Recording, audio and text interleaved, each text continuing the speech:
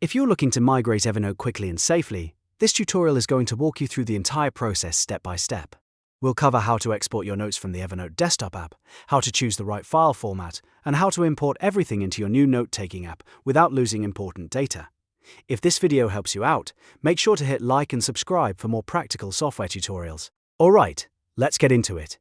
The first thing you need is the official Evernote desktop app installed and fully synced to your account.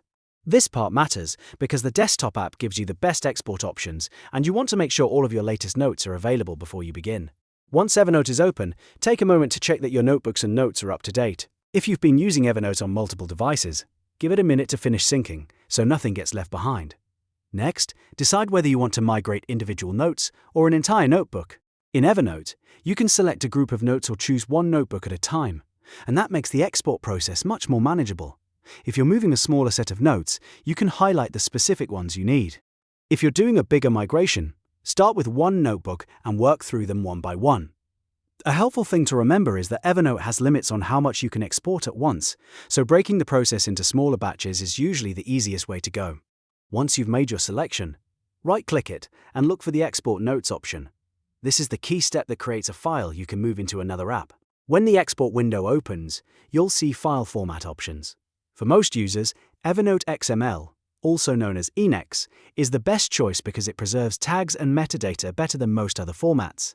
That means things like note structure and organization have a better chance of coming through correctly.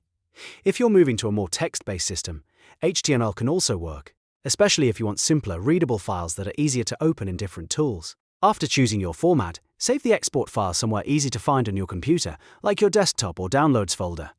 If you're exporting multiple notebooks or a large number of notes, it's a good idea to create a dedicated migration folder so you can keep everything organized. Name each file clearly so you know exactly what it contains. For example, you might use notebook names or dates in the file name to avoid confusion later. Now that your Evernote content is exported, the next part is importing it into your new app. Open the note-taking app you're switching to, whether that's Notion, OneNote, Bear, or another platform with import support. Most apps have an import wizard, settings menu, or file upload option specifically for this kind of migration. Look for the import feature, then choose the ENEX file you saved from Evernote. If your new app supports Evernote imports directly, the process should be fairly smooth. Follow the prompts, select the file, and let the app process your notes. Depending on how many notes you exported, this may take a little while, so be patient and let it finish completely. Once the import is done, go through a few sample notes and check that everything transferred correctly. Pay attention to formatting, attachments, tags, and notebook structure. It's normal for some apps to handle elements a little differently, so reviewing the import is an important final check. If you notice anything missing, you can go back and import another batch or adjust the export format if needed. One more tip: if you're migrating a large Evernote library, don't try to move everything all at once. It's usually safer and easier to migrate notebook by notebook or in smaller groups of notes, so you can catch issues early and avoid a messy import. That way, you'll have more control over the process and less chance of losing track of important information. And that's it.